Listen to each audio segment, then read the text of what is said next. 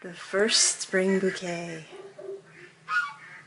And this is wisteria and pansies and chives, sage, catmint, Spanish bluebells. This is an allium I can't remember the name of. And this is a big, beautiful purple sensation allium.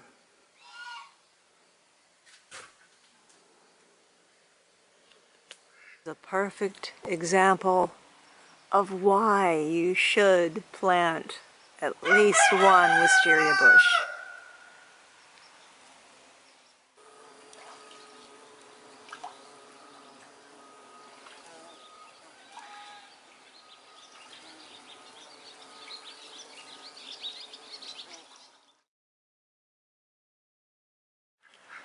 Just look at this wisteria covering this pergola. On the other side of the house is absolutely a fountain of blooms. Just beautiful.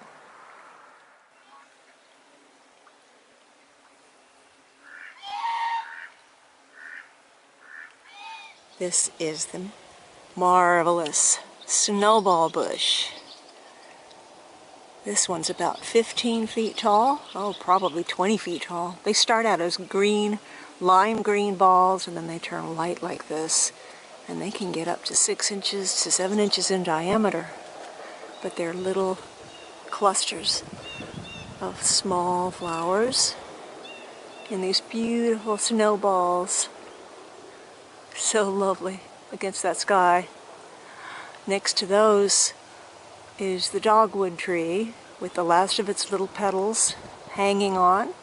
And this is a state tree here in Tennessee, my beautiful adopted state.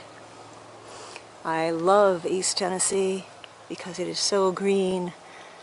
We have these wonderful rolling hills and it's very lush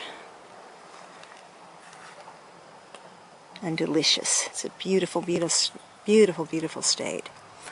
I came from a beautiful state in the West, but it was very, very different. It was more of the majestic type of place. We had the Rocky Mountains, and that was Colorado. But here, this is really where I belong. And here, you see, the cutting garden is really coming alive. It's really, really coming alive. Of course, nothing in here is going to be blooming for a while. But when it does, I think it's just going to all burst forth at once. I had to show you these sweet, delicate little tulips here. These are just marvelous. I think they're called peppermint sticks. Peppermint stick tulips. And they're so tiny and slender. Of course, in the afternoon they open up nice and wide. I prefer them when they look like this. For what it's worth, I'd like to give you my thoughts on foxglove because I had such a good germination rate last year when I planted the seeds in trays and then transplanted them in late summer into the garden, where they had a chance to grow all winter long, and they did very well in the cold months. So in this section here, it gets morning sun. It's a fairly moist area. This is in the Protege. They're growing alongside climbing roses, rutabaga, bee balm, and down here, which will take over, are the little Zabrina hollyhocks that are coming up from seed, and those will take over when the foxglove are done blooming. As you can see, they're just starting to open up.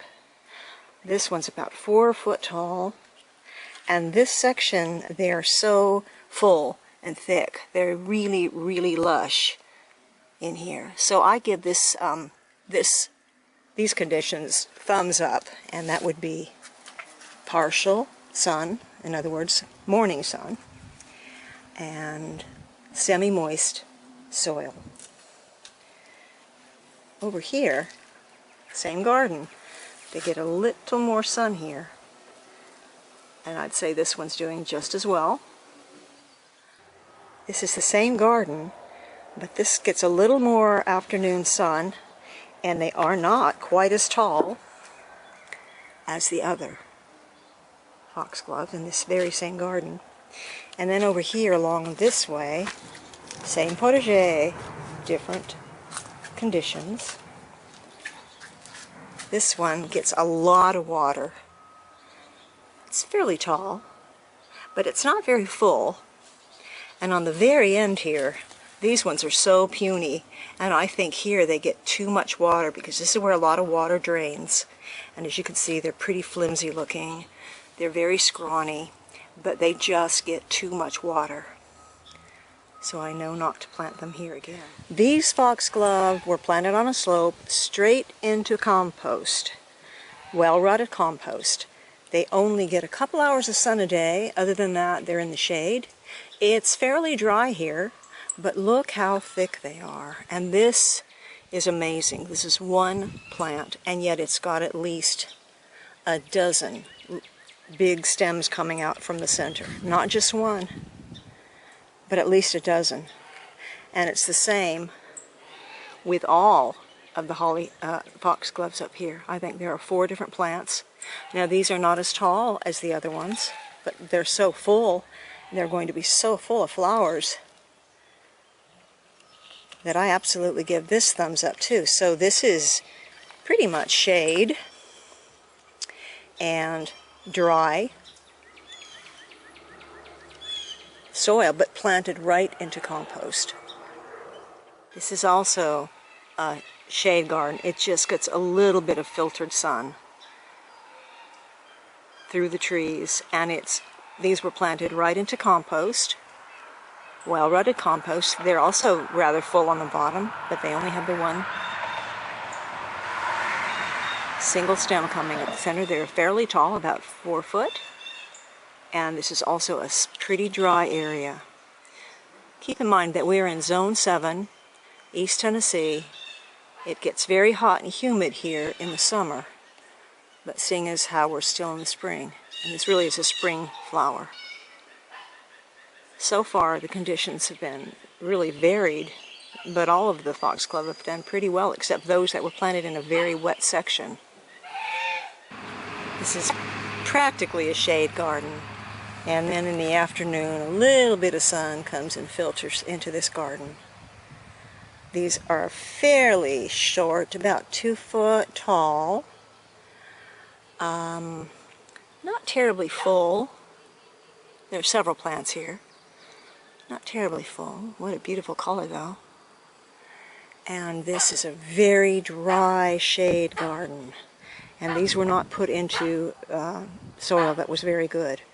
So I think it's that soil that really, really makes the difference.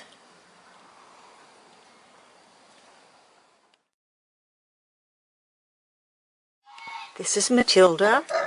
She's a Sebastopol goose, and she has been trying for 8 years to hatch her eggs.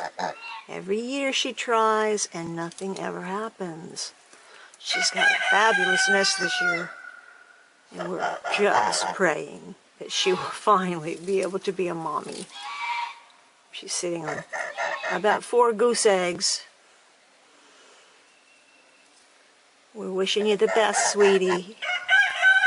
You want a noble and handsome looking goose. This is a pilgrim. His name's Attila. He's about 12 years old. Geese can live for quite a while.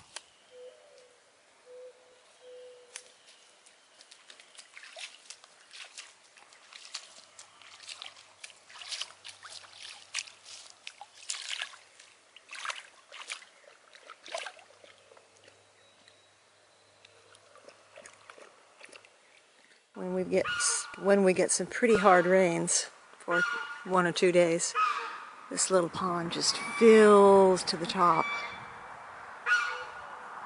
And it's usually full of the ducks and the geese. They love it. Why wouldn't they? It's really pretty deep. But within about a week, if we don't get more rain, this will turn into nothing but a mud puddle.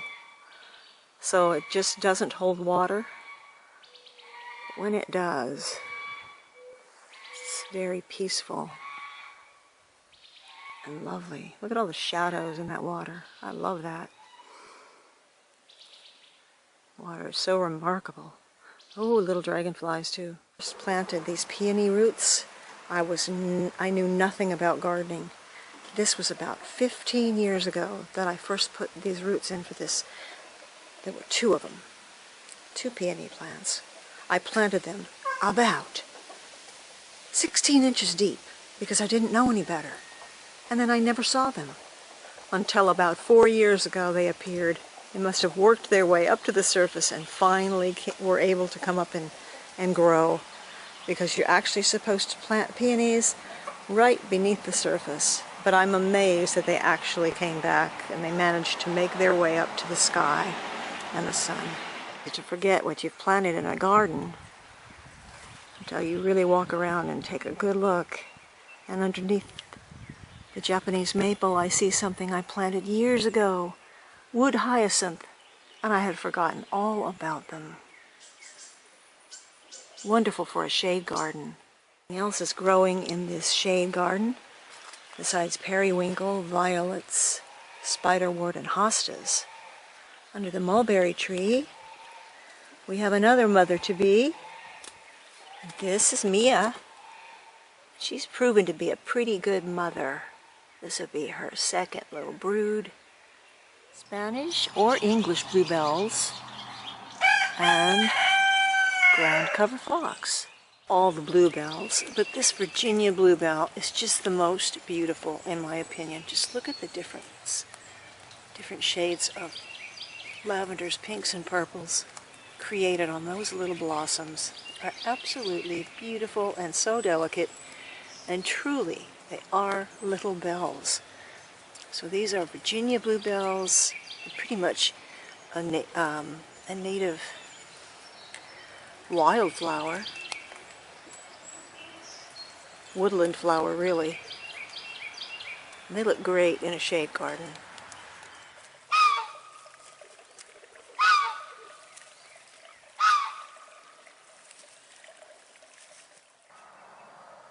Hello, climbing rosebush. Hello, little Protege. April 24th. It's amazing how quickly a garden can transform itself in just a matter of weeks. It was only 2 weeks ago that this strip was full of beautiful pink tulips. And now they've gone. There's sage and chives and larkspur and purple sensation allium. Baptisia is beginning to grow, and broccoli and cabbages, catmint, elephant garlic. It's just coming alive in this garden, and I'm sure it's coming alive in your garden too.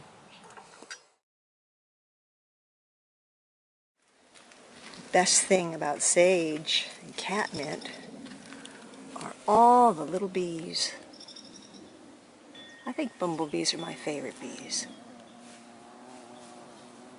But there are honeybees, carpenter bees, bumblebees, all little minute bees that you can barely see. And everything seems to be purple, blue, and a violet right now. Here, right smack in the middle of a walkway, is a mammoth poppy which I don't dare pull because it may be the only one I get. And since I'm the only one that comes in this Protege, I'm pretty sure I won't walk on it. So I'll just leave it there. This is a section where I planted bright red tulips and underplanted them with these little purple pansies. And I did it because, well, it was a nice combination.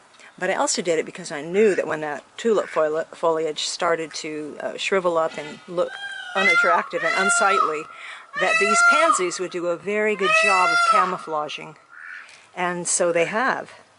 They're very tall.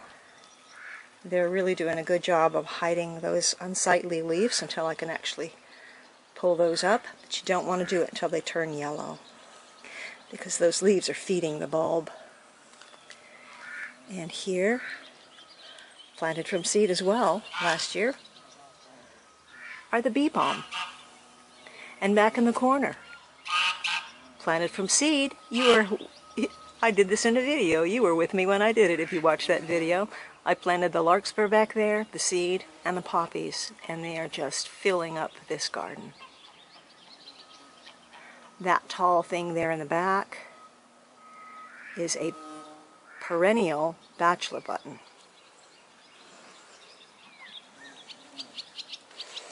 All the little daisy transplants that I put in.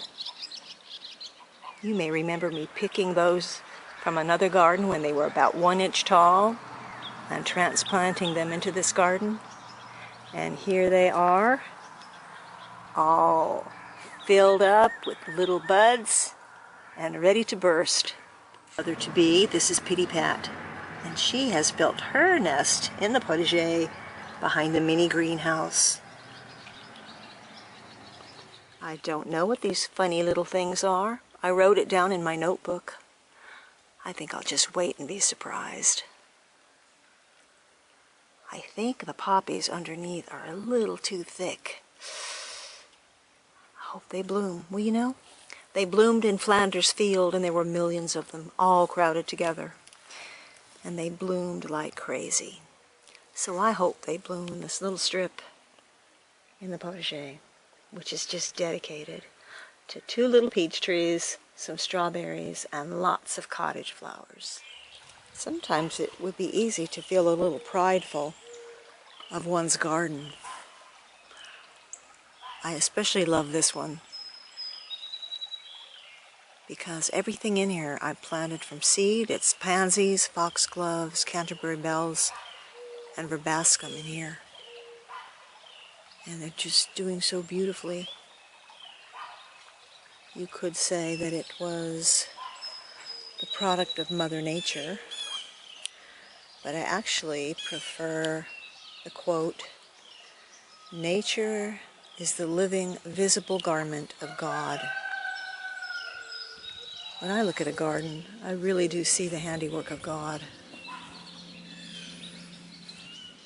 Every little leaf and bloom and stem and shade of green.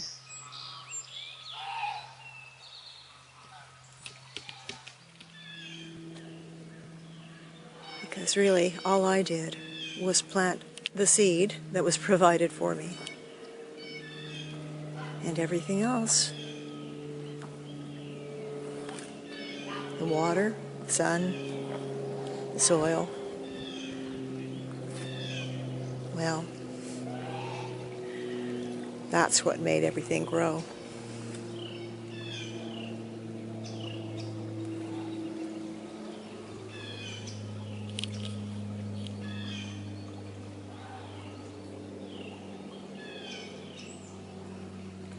It's truly a wonder.